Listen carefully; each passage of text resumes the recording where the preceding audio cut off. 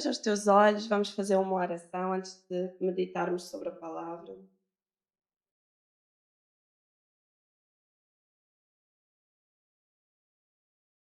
Respira fundo. Já tivemos um tempo de louvor, de adoração. Tivemos um tempo de adorar o Senhor com as nossas ofertas. Prepara agora o teu pensamento, prepara a tua mente, prepara a tua alma, o teu espírito nesta hora para receber alguma coisa do Senhor. Eu acredito que Deus quer continuar ainda a falar com cada um de nós. Deus quer ainda ministrar alguma coisa ao nosso coração. Mas depende de ti. Se tu vais receber com o coração sincero, aberto nesta manhã o que o Senhor tem para falar contigo, especialmente. Senhor Deus e Pai, nos colocamos, Senhor, na tua presença, Senhor, nesta manhã, Deus. Mais uma vez, Senhor, entregamos a nossa vida a ti, Senhor, a nossa alma, o nosso espírito, Senhor. Todo o nosso ser, Senhor, rendemos a Ti nesta manhã, Senhor, e Te pedimos, Deus, que Tu possas abençoar, Senhor, a nossa vida, Senhor, com a Tua presença, Senhor, e principalmente, Senhor, com a Tua palavra, Senhor, nesta manhã, Deus. Senhor, às vezes basta uma frase, Senhor, em toda a palavra, Senhor, uma frase que penetra, Senhor, o nosso coração, Senhor, e faz toda a diferença na nossa vida, Senhor. Que seja assim nesta manhã, Senhor, com cada um de nós, Senhor. Que basta uma frase, Senhor, uma palavra, Senhor. A tua palavra diz, não é? Basta uma palavra. Fala connosco, Senhor, nesta manhã, Senhor. Em nome de Jesus, Deus, nós abrimos o nosso coração para Ti, Deus, e que a Tua palavra seja viva, eficaz e poderosa, Senhor, nesta manhã, Pai. Em nome de Jesus, Senhor, que eu possa falar nem mais nem menos, Senhor, do que aquilo que Tu pretendes, Senhor, nesta manhã, Pai. Em nome de Jesus. Amém. Amém. Glória a Deus. Uma salva de palmas ao Senhor.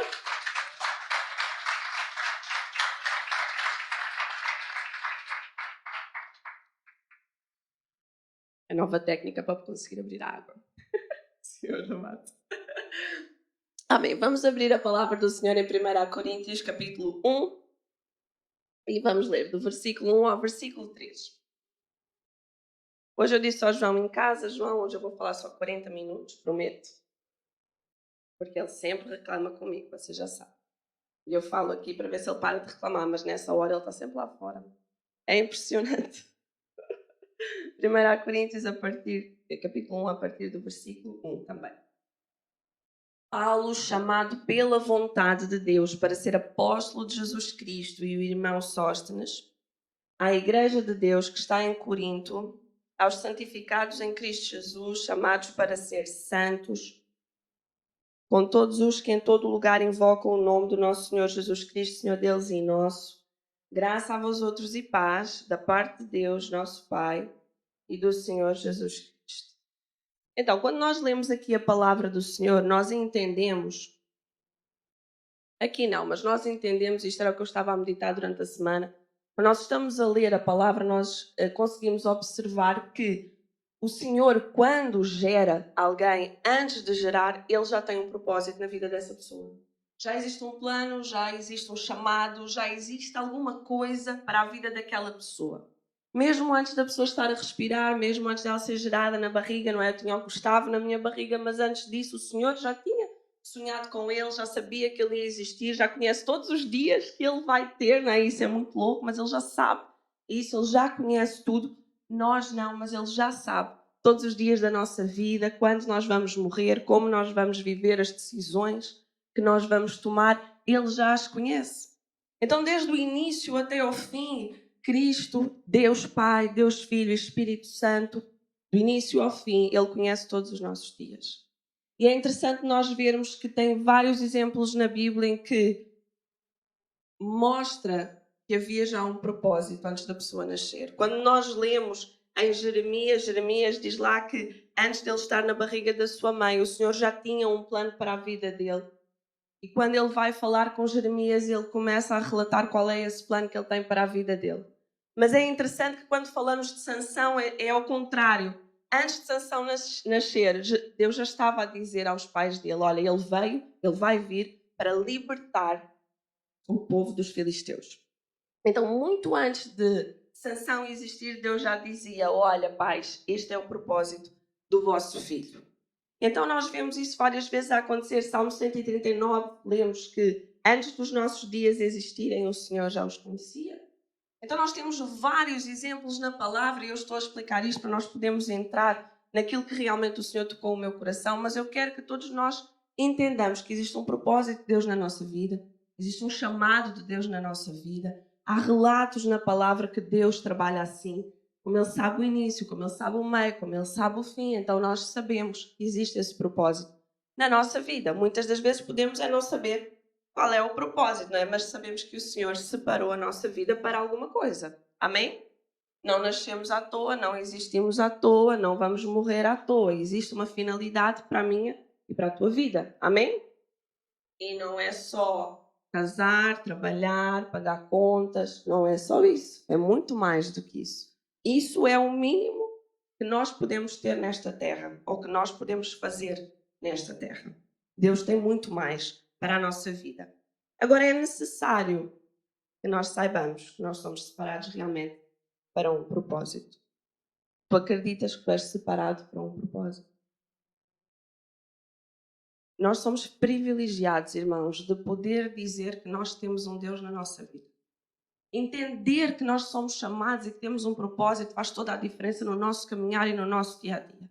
Porque aquilo que mais existe são pessoas que não sabem qual a sua direção.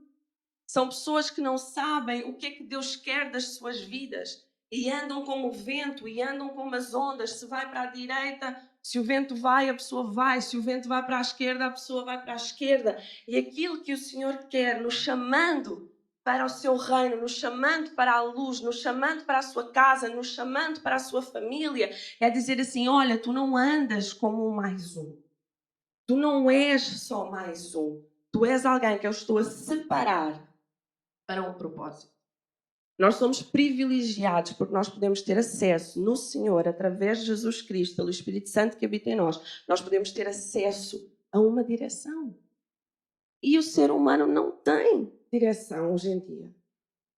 Tu não vês as pessoas a terem uma opinião. Tu vês massas a ter opinião, multidão a ter opinião, mas tu não vês pessoas que se levantam com uma direção. Dizem assim, não, esta é a verdade.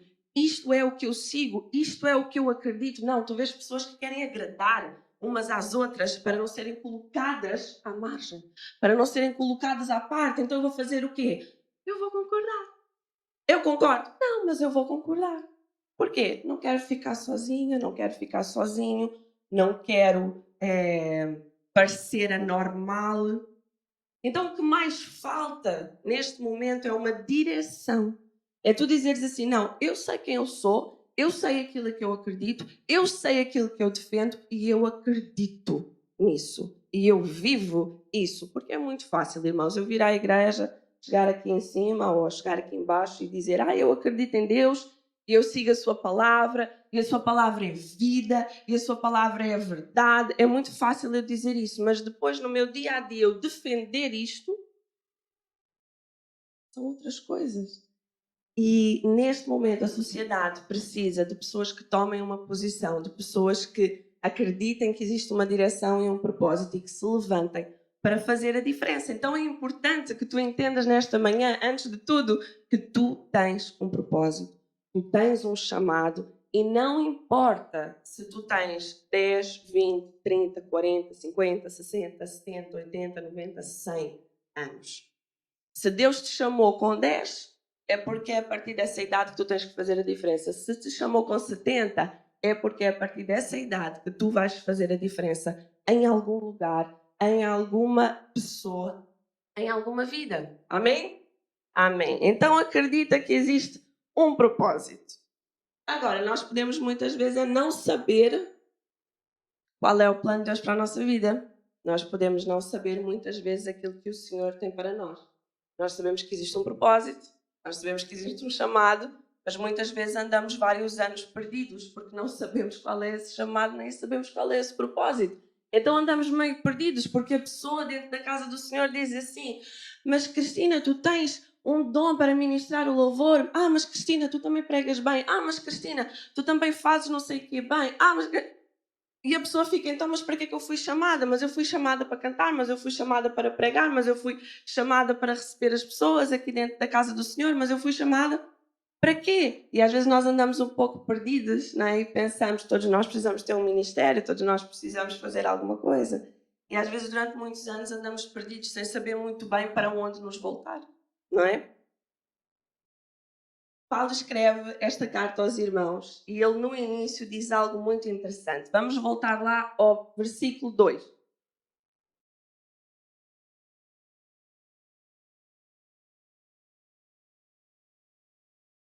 Versículo 2 diz assim: à igreja de Deus que está em Corinto, aos santificados em Cristo Jesus, chamados para ser, chamados para ser, chamados para ser santos, com todos. Amém? Então nós vemos Paulo aqui que ele está a iniciar a carta de Corinto, para a igreja de Corinto, que é uma carta maravilhosa, tem muita revelação, né? Nós lemos e estamos sempre a aprender alguma coisa nova e Deus está sempre a falar alguma coisa nova através desta carta, é maravilhosa. Mas ele começa esta carta dizendo como devem ser, como são e como devem continuar a ser aqueles que pertencem à família de Cristo. Ele diz que nós estamos santificados em Cristo Jesus, mas que somos chamados para ser santos. É interessante nós vemos que há vários momentos na palavra onde o Senhor diz sede santo porque eu sou santo. Nós vemos vários momentos em que, aqui no Novo Testamento, mas há algo interessante, é que mesmo no Antigo Testamento, quando nós vamos lá para o Pentateuco, Deus está a falar com Moisés, naquela época em que o Espírito Santo não habitava nas pessoas, naquela época em que o Espírito Santo não estava cá dentro a ajudar, a trabalhar em nós, para nós termos força para ser santos. Naquela altura onde isso não existia, e Deus diz a Moisés, diz ao povo, eles precisam ser santos, porque eu sou santo. Eu estava a ler isso no outro dia, já foi há uns 2 meses, e eu fiquei muito tempo com isso no meu pensamento. Eu fiquei, meu Deus, no Novo Testamento eu entendo, na Nova Aliança, com a graça de Cristo, com o Espírito Santo a habitar em mim, eu entendo. Ele ajuda-me a ser santo, Ele ajuda-me nesse processo de santificação. Ele ajuda-me a tomar as decisões certas, Ele ajuda-me a calar a boca quando eu quero falar, Ele ensina-me a falar quando eu quero ficar calada. Ele ensina-me a responder quando é para responder, a não responder quando é para não responder. Ele é que me ajuda a fazer tudo isso. Então eu estava a pensar, mas então como é que o povo de Israel, sem ti cá dentro, como é que eles faziam para ser santos como tu és santo? Porque em nós mesmos nós não somos nada, não somos capazes de nada. E eu senti, esta semana eu disse, é uma decisão. Santidade não é só quando o Espírito Santo habita em nós para nos ajudar. Santidade, ela vai depender da decisão que nós vamos tomar ou nós não vamos tomar. Então, se tu me perguntares hoje o que é ser santo, como é que tu podes ser chamado para ser santo, né? Como é esse processo, eu vou-te dizer, são decisões que nós vamos tomando. Nós, independentemente, temos o Espírito Santo em nós, com a ajuda dele, mas coloca, vocês entendem, de lado e pensa, eu é que tenho de caminhar nesse processo de santidade. Sou eu. Tenho o benefício de ter o Espírito Santo em mim para me ajudar, mas é uma decisão que me compete a mim. Só no Antigo Testamento Deus não tinha dito, Moisés diz ao povo, eles precisam ser santos porque eu sou santo. Ponto. O meu pai é santo e eu sou feita à imagem e semelhança dele, então porque ele é santo, eu devo ser santa. Ponto. Não é preciso nada extraordinário, é uma decisão que eu vou tomando nos meus dias. E às vezes eu estou a dizer isso porquê? Porque eu posso não saber qual é o meu propósito. Tu podes não saber qual é o teu propósito, a direção que o Senhor quer para a tua vida. Tu podes não saber o chamado, qual é na essência o teu ministério, a tua missão, porque nós quando falamos em chamado parece que estamos só a falar sobre isso. Ministério, missão, vocação. Tu podes não saber, mas se tu caminhares em santidade, tentando ser santo porque o teu pai é santo, tu vais caminhar em direção a esse propósito sem ser preciso Deus chegar e dizer, olha, tu foste chamado para as nações. Não vai ser necessário porque tu já estás a caminhar nesse processo de tentar ser santo porque o teu pai é santo. Então as coisas vão se alinhando para que tu chegues ao teu propósito de vida.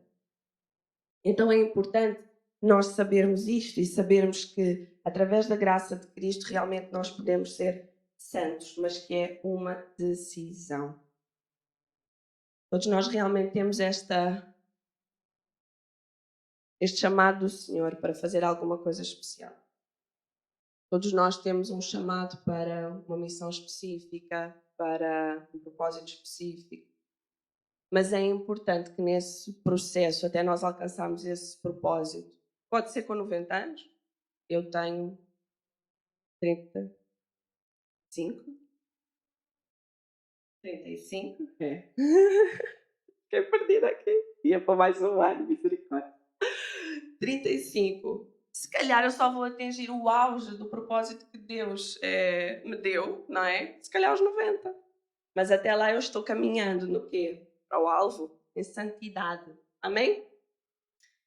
Então, pensando nisto, não é? Do chamado, do propósito, entendendo que nós precisamos ser santos, entendendo que nós temos um propósito, nós somos separados, não somos mais um, não somos só mais um número, amém? Eu fui dar a uma personagem que eu não leio muito, na realidade não é dos meus livros assim preferidos, tenho outros que gosto mais, mas é uma personagem que sei lá, é fantástico. É um miúdo jovem, é um miúdo que tomou determinadas decisões na sua juventude que fez a diferença depois até os seus 90 anos, que é quando ele acaba de escrever o livro. E é Daniel. Vamos ler Daniel do 1.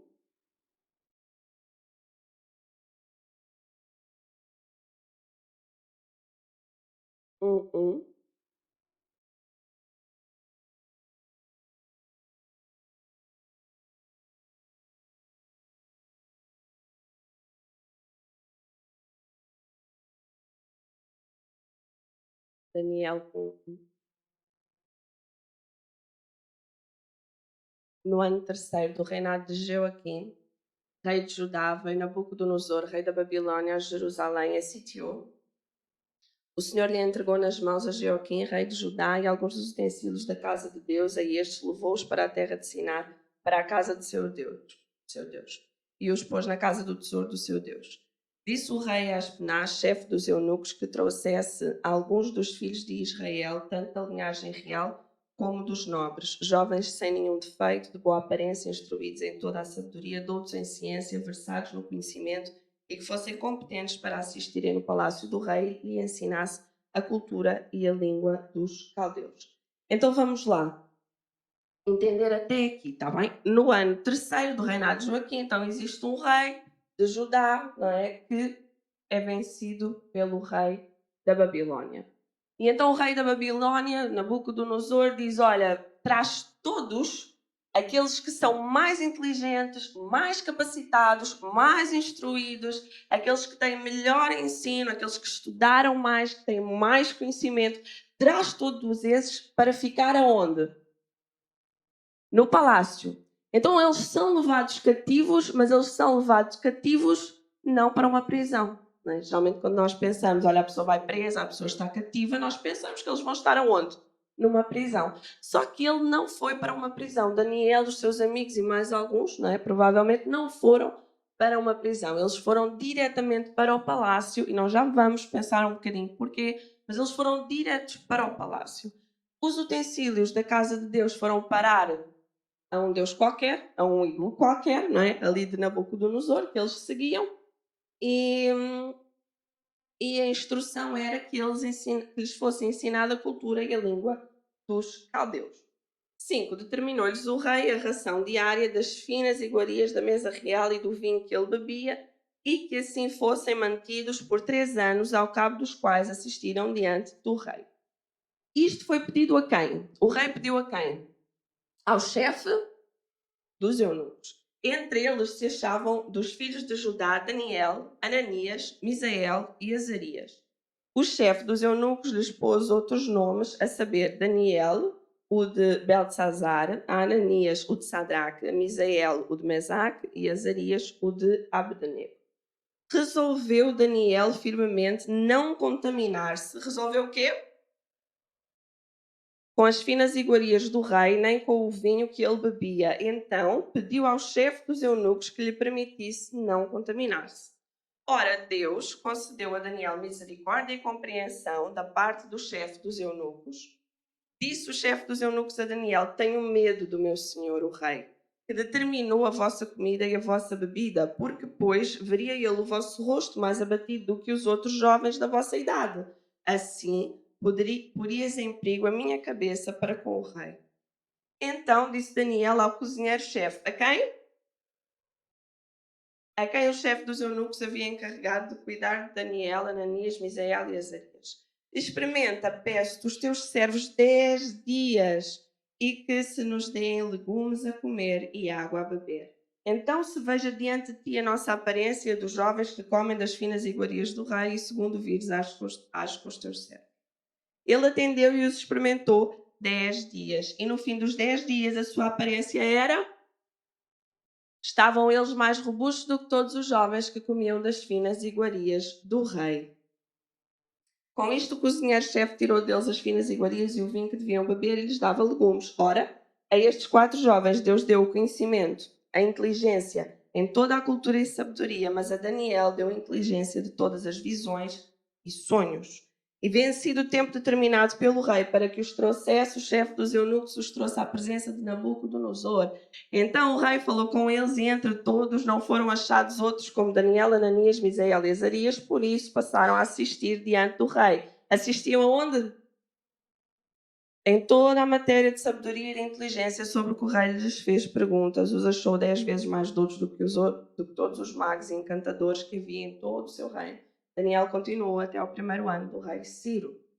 Então vamos ver uma coisa, nós podemos não saber qual é o nosso propósito, nós podemos não saber qual é o nosso chamado. Eu acredito que Daniel não sabia qual era o seu chamado, não sabia qual era a intenção que Deus tinha para com a vida dele, acredito nisso plenamente.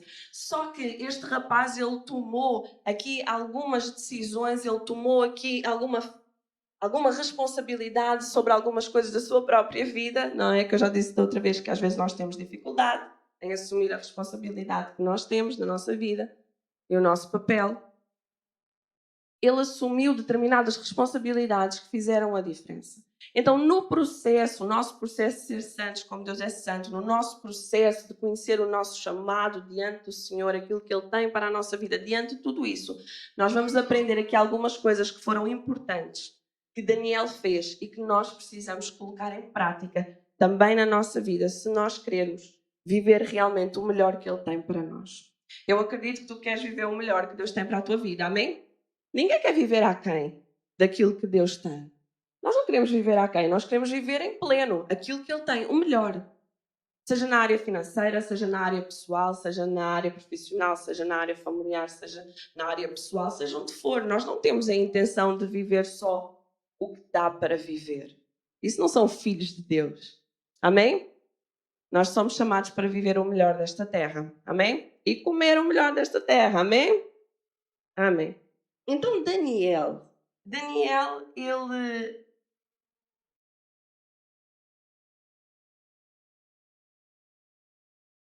é engraçado, porque quando nós olhamos para os jovens de hoje em dia, e eu tive que parar aqui um pouco porque veio.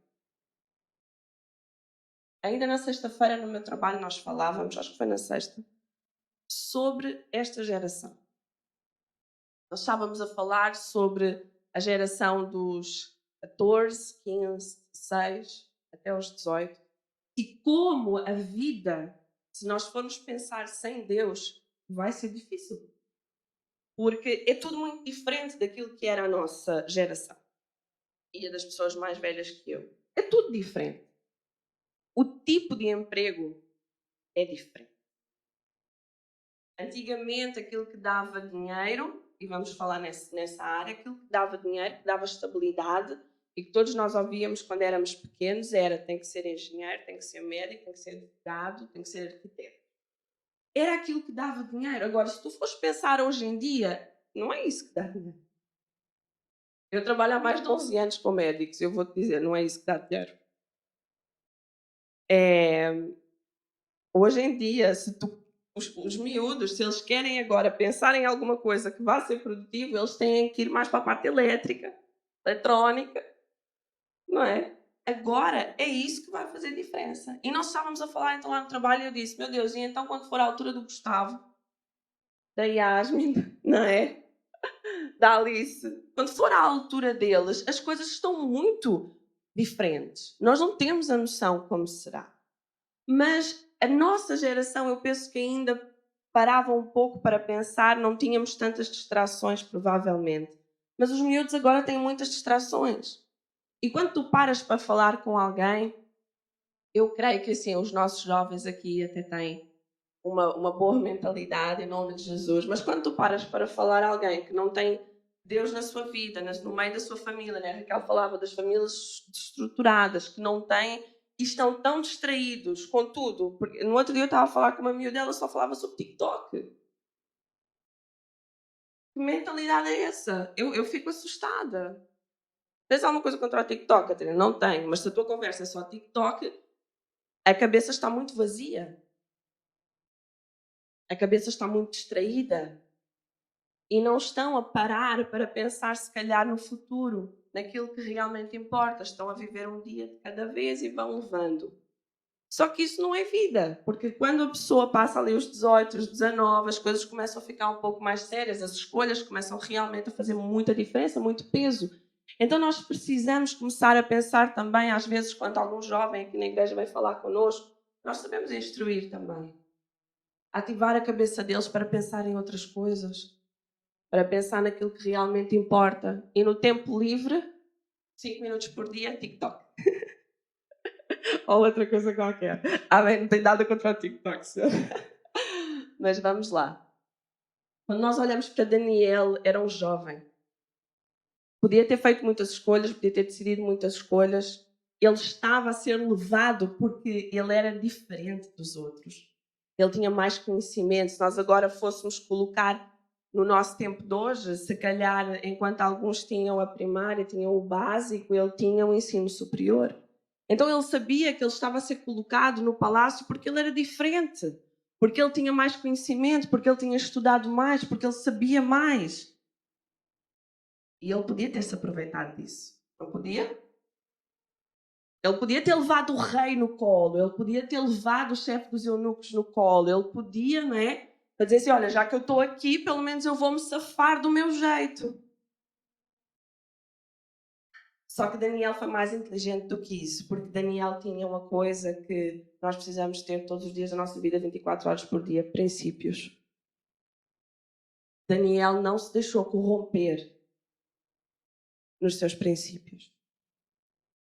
E Daniel, então, ele tinha um ensino superior, vai para o palácio. O palácio havia riquezas, havia bens, havia a melhor comida, a melhor bebida, havia tudo isso, não é? Só que é interessante nós vermos como a sociedade ela funciona, e já nesta altura era assim. Qual era o objetivo deles irem para o palácio, não é? Nós lemos que era para que eles aprendessem sobre a cultura, não é? Que lhes fosse ensinada a cultura, a língua. Foi-lhes dado nomes diferentes, né? Os nomes deles tinham um significado tão bonito. Deus é o meu juiz, quem é como o meu Deus.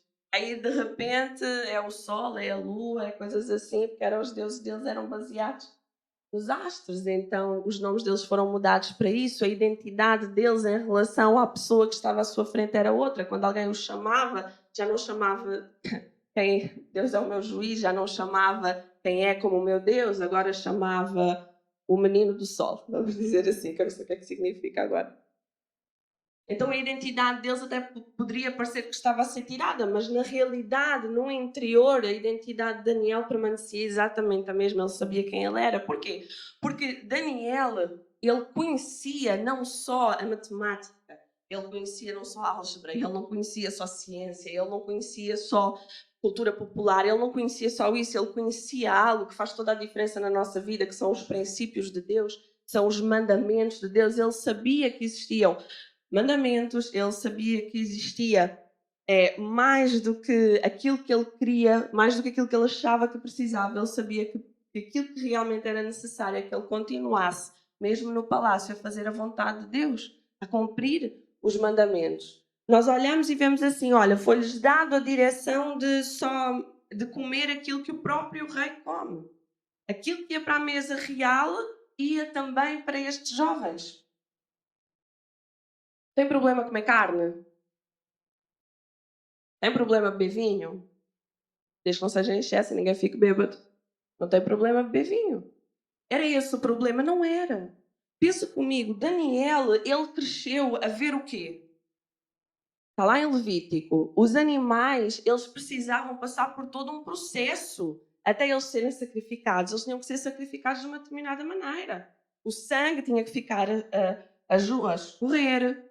As vísceras eram colocadas de parte e era fogo nelas. Só depois é que algumas partes poderiam ser consumidas. Esse era o real problema. É o que estava por trás do alimento, a quem ele era consagrado, como é que ele era consagrado, como é que ele era preparado. Daniel não ia abrir mão disso. Daniel sabia a importância disso. Nós precisamos saber a importância que os mandamentos do Senhor têm, o quão necessário eles são na nossa vida. Nabucodonosor diz assim, olha, eles precisam aprender acerca da nossa cultura, eles precisam saber acerca da nossa língua, eles precisam saber como é que nós vivemos, eles precisam saber aquilo que nós gostamos, eles precisam saber aquilo que é correto para nós, aquilo que é incorreto para nós, eles precisam saber tudo isso. Porquê? Porque a sociedade ela funciona assim. Quando tu queres criar um grande império, tu ensinas a tua cultura. Tu não dás o teu dinheiro, tu não dás os teus bens, tu não dás aquilo que tu sabes. Não. Tu ensinas a cultura, mudas o pensamento, mudas a mentalidade. E quando tu mudas isso, tu crias um império segundo aquilo que tu achas que é certo. Nabucodonosor era isso que ele estava a fazer aqui com eles. Ele disse assim, olha, vamos ensinar-lhes tudo isso, até a cultura deles ser alterada. E quando a cultura deles for alterada, então eles estão preparados. A sua mente já está preparada. E o diabo trabalha assim também nas nossas vidas. Ele tenta, com as circunstâncias que estão à nossa volta, ele tenta, com as mentiras que ele vai lançando, fazer o quê? Criar uma nova cultura. Deus é amor, vale tudo. Deus é bom, não vai haver consequência. Já mudaste tanta coisa na tua vida. Murmurar, podes continuar, já mudaste tanta coisa. E essa é tão difícil. Sabem? E a nossa mentalidade, ela pode e ela é tentada para que mude. Só que nós precisamos olhar como Daniel olhou para os mandamentos do Senhor e dizer, não, aquilo que contamina o meu pensamento é a palavra do Senhor. Amém? Não são as outras coisas, não são as outras opiniões, não são as outras vozes. Amém? Se nós queremos ter uma vida diante de Deus e nós queremos viver o melhor que Ele tem para nós precisamos nos agarrar à palavra do Senhor. Nós precisamos nos agarrar àquilo que são os seus mandamentos e lutar contra a nossa carne, lutar contra aquilo que nós queremos, contra aquilo que nós achamos que é muito bom, lutar contra tudo isso e escolher a palavra. E então vai Daniel e ele aqui tem uma sacada,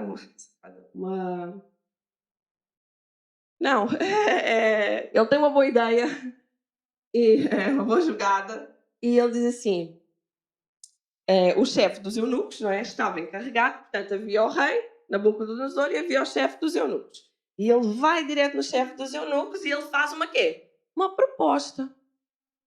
Em algum momento aqui diz que Deus pediu para ele fazer isto? Em algum momento aparece aqui a dizer assim, Deus deu a estratégia a Daniel. E Daniel, então, cheio de ousadia, foi lá ao chefe dos eunucos e fez uma perguntinha. Em algum sítio diz isso? Não. Daniel, às vezes nós ficamos muito tempo à espera de uma estratégia de Deus na nossa vida. Ou porque alguma coisa não muda e está a durar muito tempo, ou porque, enfim. E nós ficamos, Deus, dá-me uma estratégia. Quem já orou assim? Eu já, não tem problema. Você vai aprender com o tempo. Deus dá, e há momentos em que é necessário estratégia, está bem? Mas Deus dá-me uma estratégia. Deus, dá-me uma direção. Deus, mostra o que eu devo fazer. Deus. E ficamos ali, mas nós estamos iguais. Deus, o que é que eu tenho que fazer, Deus? O que é que eu tenho que fazer? E eu estou sentada no sofá. Daniel não ficou à espera de estratégia nenhuma. Daniel conhecia o quê? Qual era o princípio de Deus. Por isso é importante conhecer o princípio de Deus. Porque Daniel sabia que ele não podia contaminar-se com outra cultura. Então, antes de pedir uma estratégia, antes de qualquer coisa, porque ele sabe que não se pode contaminar, ele próprio toma uma iniciativa. E às vezes é isso que falta na minha e na tua vida. Tomar uma iniciativa para fazer alguma coisa diferente, em vez de ficar à espera que uma estratégia deixe do alto.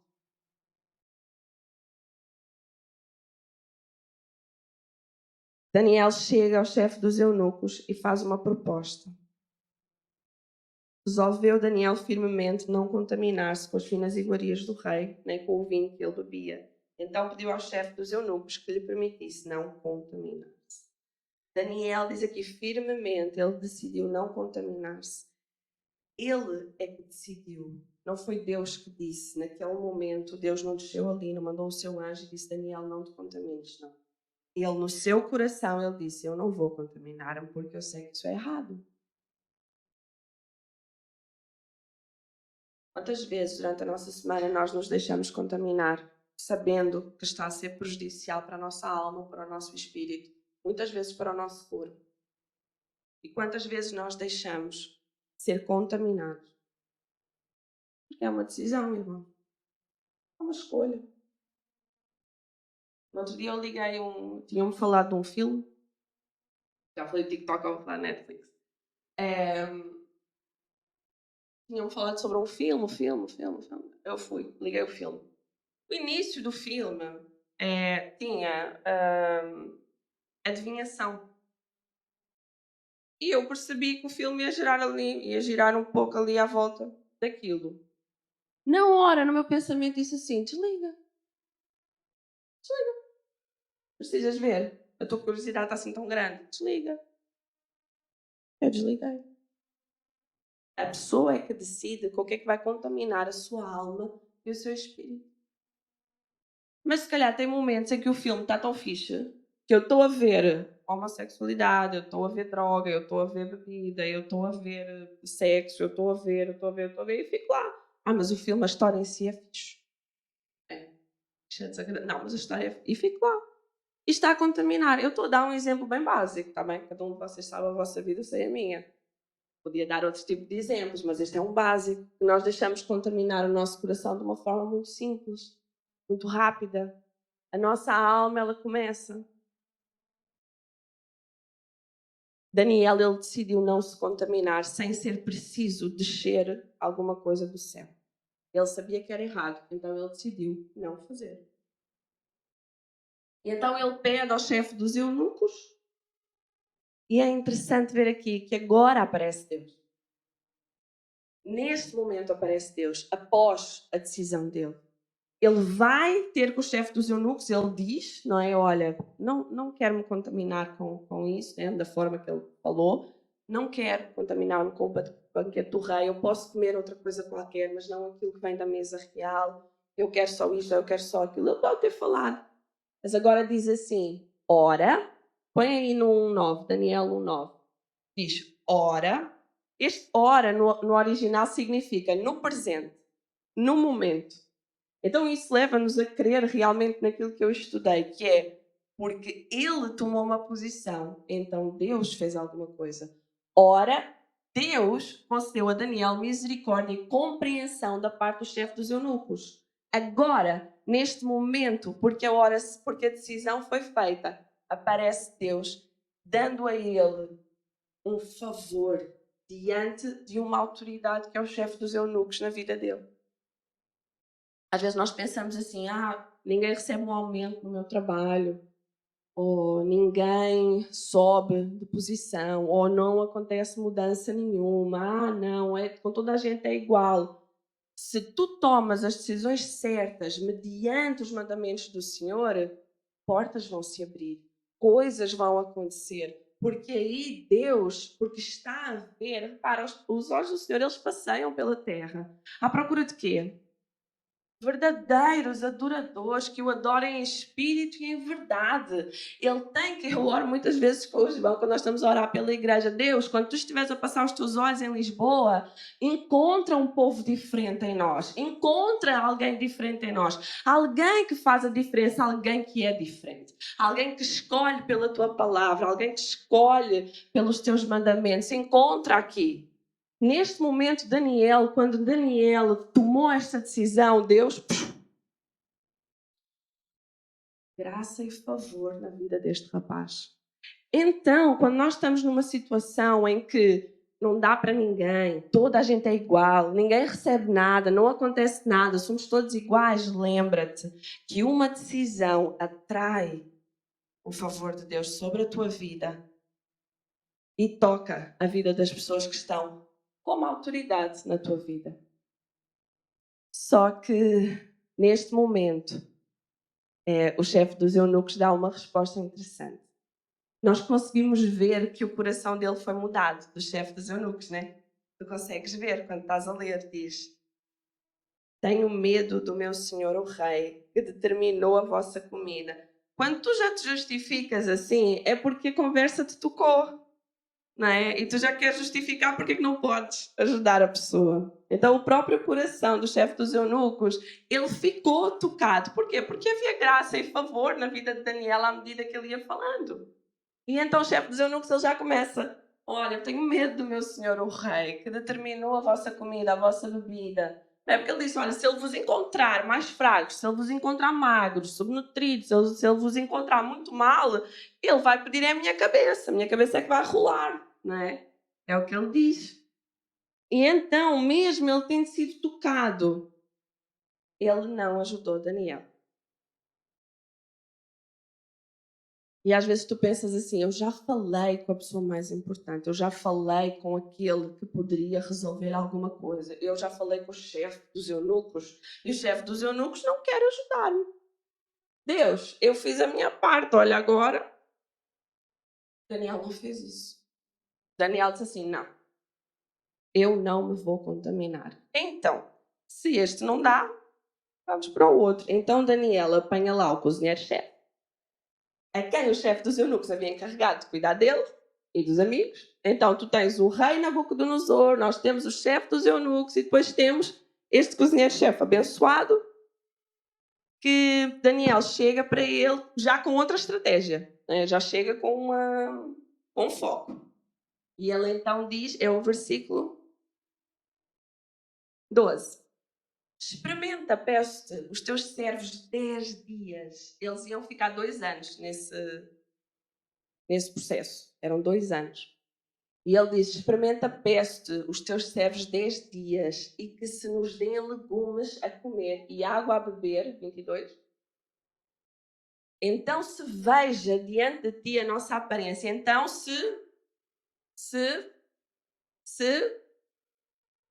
diante de ti a nossa aparência dos jovens que comem das finas iguarias do rei que segundo vires age com os teus servos.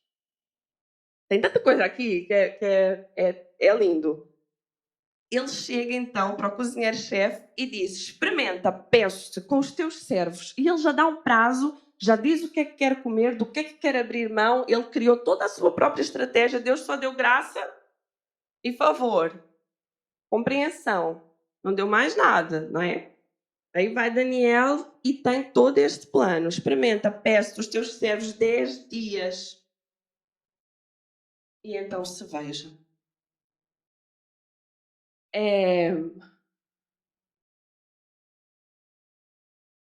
Houve uma altura na minha vida, eu estava a liderar o grupo de vida. Eu liderei uma vez, 10 meses, abri mão do grupo, até para 20, 21. E depois voltei a liderar mais tarde, 2015. E nesse processo eu estava um pouco traumatizada, vamos dizer assim. Porquê? Porque eu já tinha liderado um grupo de vida de pessoas. Eu tinha 20, 21 e as pessoas que eu liderava tinham mais de 40. Ora, naquela altura para mim aquilo era um pouco complicado. Então, abri mão da liderança. Quando eu voltei para a igreja, em 2012, e eu comecei todo um processo, em 2013 entrei para o CBT, foi todo um movimento, toda uma transformação. Em 2015 eu aceitei voltar a liderar grupo de vida, pessoas da minha idade, liderada pelo João já, e, bem, já, desde 2010, mas estava traumatizado. Porquê? Porque os outros 10 meses que eu tinha liderado antes tinham sido muito difíceis para mim, porque eu não me conseguia adaptar àquelas pessoas e elas não se conseguiam adaptar a mim. Depois, eu tinha muita dificuldade com algumas questões espirituais e andávamos ali num choque e foram 10 meses muito difíceis até que eu decidi abrir mão. E ficámos todos amigos e está tudo bem até hoje. Mas cada um foi para um sítio e todos rompemos no sítio que era para romper. Mas em 2015 estava difícil porque eu liderei um mês. Vocês vejam que o trauma na nossa vida, ele em um mês já mostra muita coisa. E nesse mês eu já fiquei traumatizada porque começámos 8 e ainda estávamos 8 no grupo. A nossa igreja é uma igreja de multiplicação. É uma igreja com a visão de aumentar os grupos de vida e multiplicar grupos de vida. Essa é a visão da nossa igreja, é nisso que ela está alicerçada. Então, para mim, um mês eu já estava, ainda temos 8 pessoas, ainda temos 8 pessoas, 2 meses ainda temos 8 pessoas, ainda temos 8 pessoas, ainda temos 8 pessoas. 8 pessoas é ótimo num grupo de vida. E jovens então, mas eu estava ali traumatizada, porquê? Porque no outro nós ficámos 8, os 10 meses. Então, na minha cabeça, o Miguel é desse grupo de vida que eu estou a falar de 2015. Estava a esquecer, mas ele está aqui, pode comprovar aquilo que eu estou a dizer. E então eu estou com a minha líder em treinamento, que ele conhece também. Vamos a um culto. E nesse culto, o pastor convidado lá em Sintra, ele está a ministrar acerca de Gideão, uma das minhas postagens preferidas de todos os tempos. E ele está a ministrar e está a falar, e de repente ele diz uma frase que aquilo veio como uma seta no meu coração. Sabes quando estás a ouvir uma pregação e tchá, foi para mim, tchá, foi para mim. Foi mesmo assim, foi uma seta no meu coração. E ela ficou como uma verdade na minha vida até hoje. Deus bate a seta e torna verdade. É uma coisa linda, nunca mais muda. Tu não abres mão daquela verdade nunca, nada te convence que é outra coisa. E essa frase dizia assim, o pastor: Deus está a dizer que eu faço em 7 dias aquilo que tu não fazes em meses e não fazes em anos. E aquilo veio e veio nela também, as duas, na mesma hora. Pá, a seta. Deus falou. Era uma reunião de liderança, né? Estávamos envolvidas ali no grupo de vida. Olhámos uma para a outra, né? E ela, Deus vai fazer. É uma semana, é muito louco. Mas em uma semana, Deus começou a acrescentar pessoas, né, Miguel? E nós não fizemos nada. O que é que nós fazíamos? Nada. Nós continuávamos a cumprir os mandamentos, nós continuávamos a estar juntos, nós continuávamos a estar ali na vida do grupo de vida, né? Que presencial é outra coisa. Estávamos ali envolvidos uns com os outros, a orar uns com os outros, a conversar na hora do lanche uns com os outros, saber o que é que se passava na vida uns dos outros, e de repente o grupo foi crescendo e passado 3 meses estávamos a multiplicar para 2 grupos. Acho que eram 18 ou 19 pessoas. E isto foi 2, 3 meses. Porquê? Porque quando Deus libera uma palavra e Ele diz eu vou fazer, Ele não trabalha no nosso tempo, Ele não trabalha da nossa maneira, Ele não precisa das nossas... Sabem? Então Ele faz. Às vezes nós esforçamos-nos, andamos a bater, a tentar alguma mudança na nossa vida, a tentar quebrar um ciclo na nossa vida, a tentar ter uma resposta de Deus, a tentar que Deus haja de alguma maneira, mas às vezes o que é necessário é tomar uma decisão que esteja de acordo com os mandamentos do Senhor, e quando tomas essa decisão, diz, ora, neste momento, agora, porque tu tomaste essa decisão, eu vou-te dar graça e favor, os céus vão se abrir, as bênçãos realmente vão descer sobre a tua vida, e nesse momento, o tempo dele encontra-se com o nosso, de uma forma extraordinária, sabem? É como se precisasse haver uma conexão. Só que o nosso tempo não é nada comparado com o dele, então o dele manda sempre. Por isso ele pode fazer em uma semana aquilo que nós não conseguimos fazer em anos, porque o tempo dele manda. E aqui Daniel, ele experimentou isso. Disse, olha, dá-me 10 dias, destes 2 anos, dá-me 10 dias. E em 10 dias que se veja se nós não vamos estar como eles. Daniel pensava que ia estar como eles. Daniel pensava, o mínimo que Daniel pensava, e aí vem as surpresas do nosso Deus. Daniel pensou assim, nós vamos estar iguais, Deus vai nos dar graça. Porque nós vamos comer aquilo que o Senhor mandou e nós não vamos comer a carne, nós não vamos comer o banquete, mas Deus vai nos permitir estar iguaizinhos. Quando olharem para nós não vão conseguir ver a diferença. Daniel, então, ele vai ter com esse cozinheiro-chefe, ele pede, o cozinheiro-chefe atende a esse pedido dos 10 dias.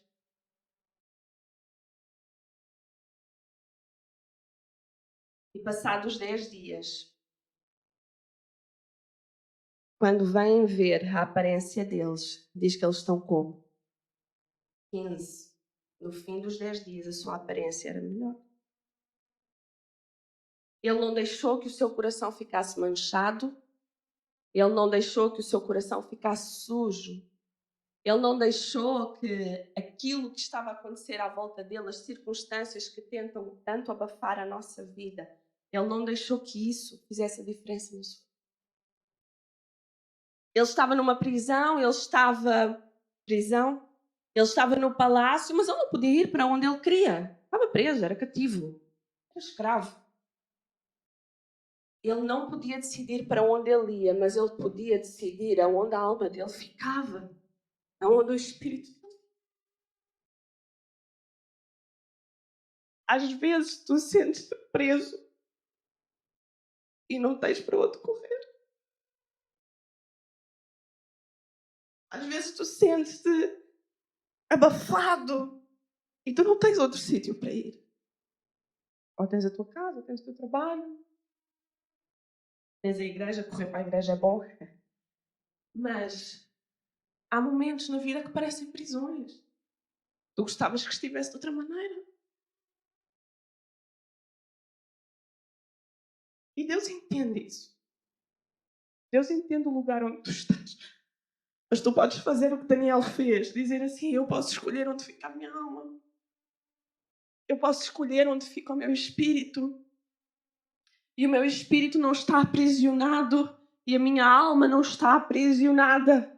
Se o meu corpo estiver, é só o meu corpo. Porque às vezes estás preso por uma doença que te incapacita. Não podes fazer alguma coisa. Às vezes porque estás desempregado e não tens mais de onde tirar, não tens mais como fazer. Às vezes porque estás numa depressão e pensas, não posso fazer nada, não consigo fazer nada. Não tenho escolha. Quantas vezes nós pensamos isso? Obrigada.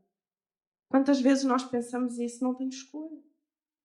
Tenho que me conformar com aquilo que eu tenho, tenho que me conformar com a situação em que eu estou. E dura o tempo que durar, eu preciso me conformar. Se és uma mãe ou um pai sozinho e pensas, não tenho escolha. E as prisões à nossa volta, as circunstâncias.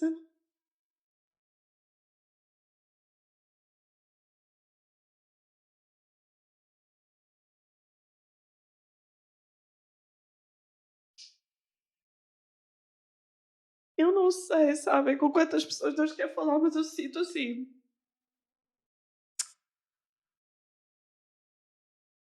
Há prisões.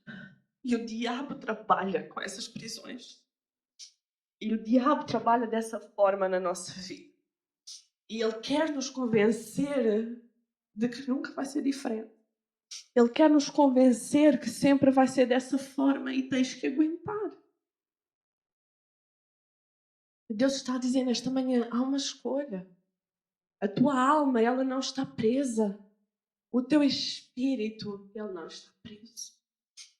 Paulo, quando estava preso, literalmente, não era num palácio, ele estava preso.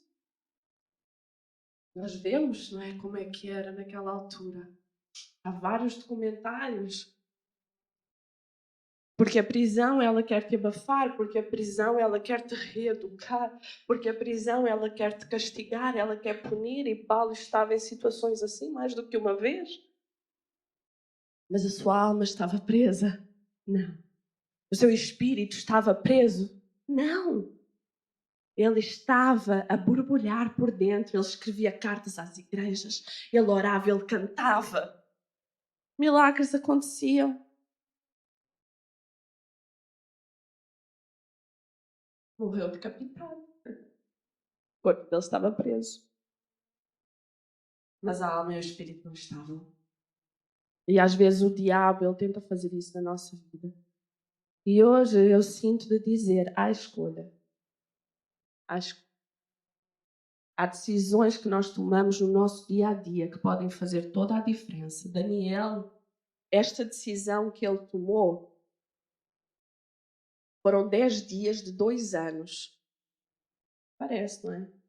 10 dias que ele tomou uma decisão tão diferente dos outros.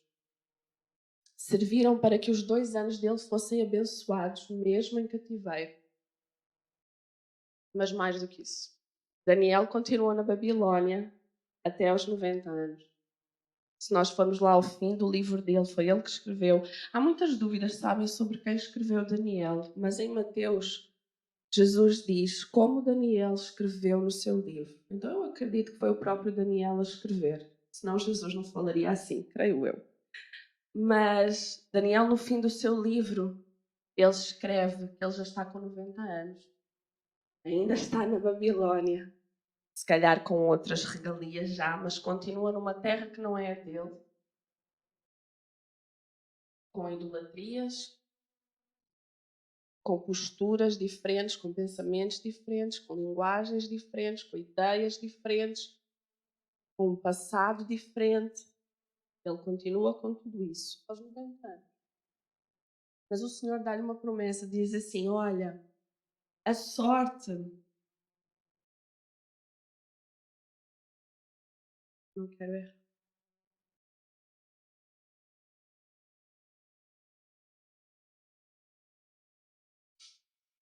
Deus diz a Daniel assim, Deus está a dar instruções acerca do fim, não é? Acerca do Apocalipse. E é tão lindo ver, Apocalipse não dá para tu estudar sem tu estudares Daniel. E em todo Apocalipse são 22 capítulos, só 2 não mencionam alguma coisa que Daniel escreveu. Também a importância da vida deste rapaz que agora era um idoso. E Deus está a dar-lhe ali indicações acerca do fim dos tempos e Daniel começa a fazer perguntas. E Deus diz, vai. Não te vou responder. Vai. Diz-lhe assim somente, tu, porém, segue o teu caminho até ao fim, pois descansarás e ao fim dos teus dias te levantarás para receber a tua herança ou para receberes a tua sorte, na outra versão que eu li. Porque isso tinha a ver com a herança da terra prometida à sua família. Então aqueles 10 dias parecia que estavam só a influenciar aqueles 2 anos que ele ia estar realmente como cativo. Mas nós vemos que aqueles 10 dias fizeram toda a diferença até aos 90. Se ele não tivesse tido este momento, esta decisão, durante estes 10 dias, se calhar aos 90 anos ele já estava morto, ou já tinha acabado de uma outra forma, ou estaria a escrever uma outra coisa que não tinha nada a ver, tipo Salomão, ai como eu me arrependo. E nós não temos isso. Temos um Daniel que em 10 dias conseguiu a graça e o favor de Deus durante a sua vida inteira. Às vezes tu pensas assim, mas eu estou a sentir que é para fazer jejum, ou eu estou a sentir que é para fazer determinado tempo de oração, ou eu estou a sentir que é para fazer X coisa, eu estou a ter esse... Ou tu tens uma ideia, só tens uma ideia, como Daniel teve. Diz assim, olha, não estou a sentir nada. Pois, porque isso é um problema, sabe? Sentir.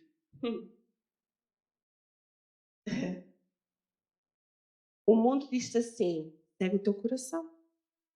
Aquilo que tu sentes é aquilo que é certo para ti. Quantas vezes nós ouvimos isso? Segue o teu coração. Estás a sentir, então vai ser feliz, não é? É o que nós ouvimos. São essas as frases, tudo aquilo que é feito, anúncios, publicidades, tudo é feito nesse sentido. Desde que te faça sentir bem, está certo. Desde que te faça sentir vivo, feliz, está certo. Desde que te faça sentir alguma coisa, está certo. Só que o sentir para Deus não é nada, porque Deus diz assim: olha, o coração é enganoso. Então tu não segues coração, tu não segues sentimentos. Eu não venho à igreja porque eu sinto vontade, eu venho à igreja porque eu sei que é o certo. Eu não vou ao grupo de vida, hoje eu não estou com vontade. Não tens que ter vontade de ir ao grupo de vida, tens que fazer porque é o certo. E é nesses dias que nós não temos vontade que Deus vem e tchá, tchá, tchá, tchá, tchá, e fala connosco. Não é, amiga? É nesses dias. Não, eu não sinto vontade. Se fosse assim, Deus escrevia aqui: olha, segue o teu coraçãozinho, que ele é tão lindo. Não. Daniel escolheu não contaminar o quê? O coração, porque ele sabe que de lá vem as fontes, a essência. E precisa ser domesticado o nosso coração. Nós não podemos dar lugar nem espaço. Por quê? Vocês já experimentaram?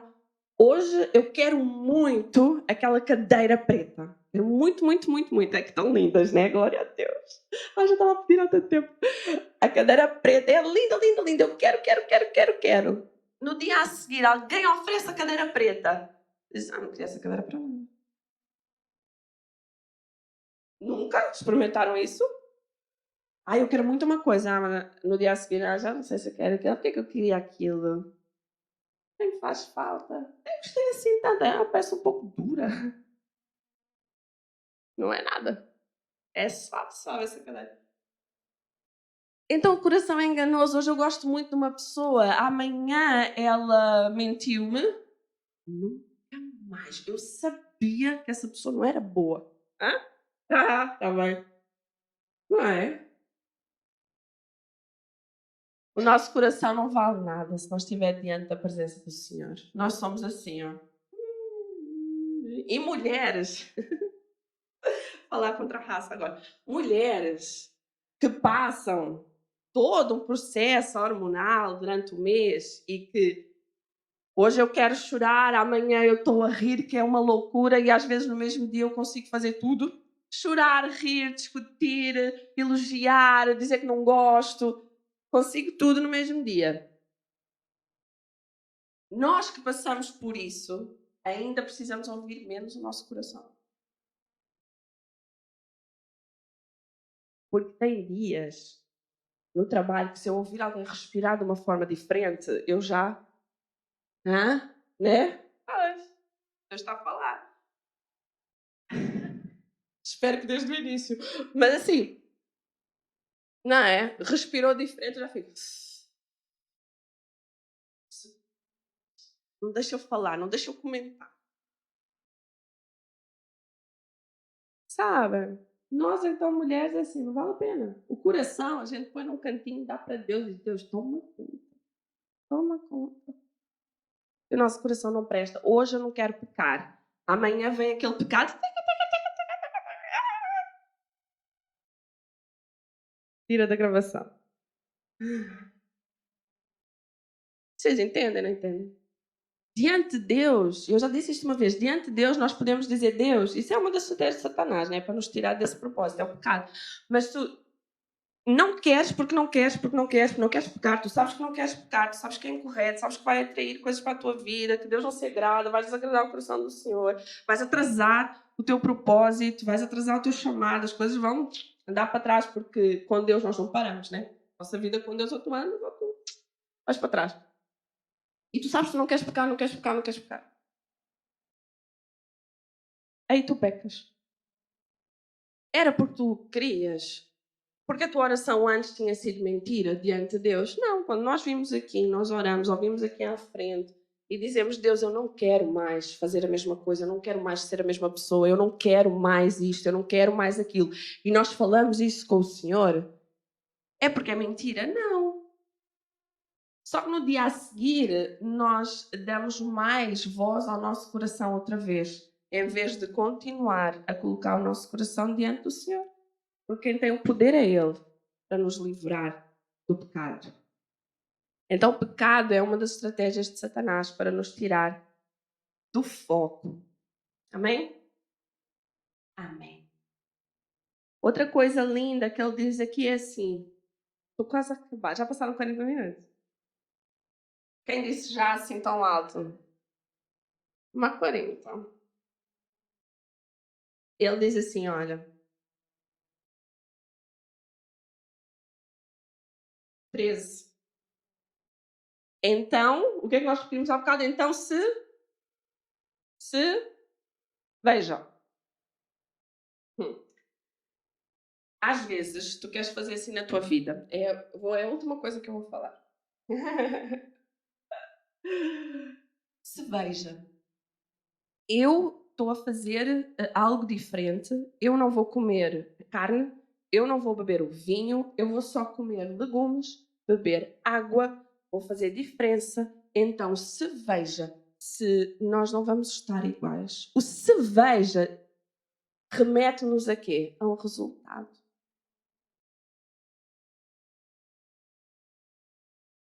O cozinheiro-chefe, ele não era espiritual. Ele não era filho de Deus. Ele não tinha a cultura, não tinha os ensinamentos da palavra. Então não basta eu chegar ao pé de alguém que não sabe nada e dizer assim: olha, eu vou fazer isto, isto, isto e isto. Dizer a uma pessoa que não é crente: eu vou jejuar 10 dias. A pessoa vai perceber alguma coisa? Não vai perceber nada. Ela vai perceber nada. Ela vai dizer: está louca. Deixar de comer 10 dias. Não beber Coca-Cola 10 dias. Que é? Loucura. Loucura, né, mano? Loucura. Para quê? Para quê? Mas Daniel, ele diz assim: vê o resultado depois. Vê. Prova o resultado. Não adianta eu dizer a alguém que não sabe nada e que eu quero que entenda tudo, porque não vai entender nada. Eu preciso chegar ao pé da pessoa. Eu não vou dizer: olha, eu vou fazer 10 dias de jejum. Eu chego com o resultado e digo: olha, aconteceu porque eu fiz 10 dias de jejum. É o contrário, a fórmula, quando nós estamos a falar com alguém que não conhece nada. Tu não vais com a estratégia, tu vais com o resultado. O mundo precisa de resultado. O mundo não quer saber de estratégias. Deus quer ver se realmente vai acontecer alguma coisa. Então, ele faz essa prova, diz: então vê, se nós não vamos estar iguais. Só que eles não estavam iguais, eles estavam melhores. Tu não és chamado para ser melhor que ninguém, mas tu és chamado para ser melhor, o melhor que tu consegues em ti mesmo, em ti mesmo. Eu não tenho que ser a melhor da igreja, eu não tenho que ser a melhor de casa, eu não tenho que ser a melhor do trabalho, eu tenho que ser o melhor que eu consigo, o melhor que eu posso e o melhor que Deus quer que eu seja. Nunca com esse sentimento de altivez, de arrogância. Daniel queria somente ser igual. Se ele estivesse igual, já era o suficiente para ele poder continuar diante dos mandamentos de Deus, que era essa a intenção dele. A intenção dele não era conseguir alguma coisa, a intenção dele não era ter mais alguma coisa, a intenção dele não era satisfazer as suas necessidades, a intenção dele não era ter aquilo que ele achava que precisava, a intenção dele era poder continuar a cumprir os mandamentos que ele sabia que eram os corretos. E às vezes esse é outro problema na nossa vida, é porque nós queremos seguir a Deus ou fazer alguma coisa que nós achamos que agrada ao coração de Deus, porque Deus vai se comover e vai nos dar aquilo que nós achamos que precisa. E não é assim que funciona. Quando nós queremos cumprir os mandamentos do Senhor pelo Senhor somente, porque nós entendemos e tememos a Ele, respeitamos, honramos, quando o sentimento é esse, acontece isto. Eles ficaram melhores que todos os outros, com um aspecto muito melhor, com uma aparência muito melhor, como se eles é que estivessem a comer picanha. E não era. Estavam a comer legumes, beterraba, brócolis, couve-flor. couve de Bruxelas, socorro. Estavam a comer isso, mas a aparência deles estava muito melhor. Porquê? Porque eles estavam a fazer isso para que eles não se contaminassem. Então, quando nós fazemos isso, o Senhor diz assim: olha, vou-te abençoar com muito mais. Porque tu me queres a mim, porque tu me buscas a mim, porque o anseio da tua alma, o desejo da tua alma sou eu. Então eu vou fazer muito mais. E hoje o Senhor está a dizer assim: olha, precisas ser melhor do que aquilo que tens sido. É o que Ele tem falado comigo também.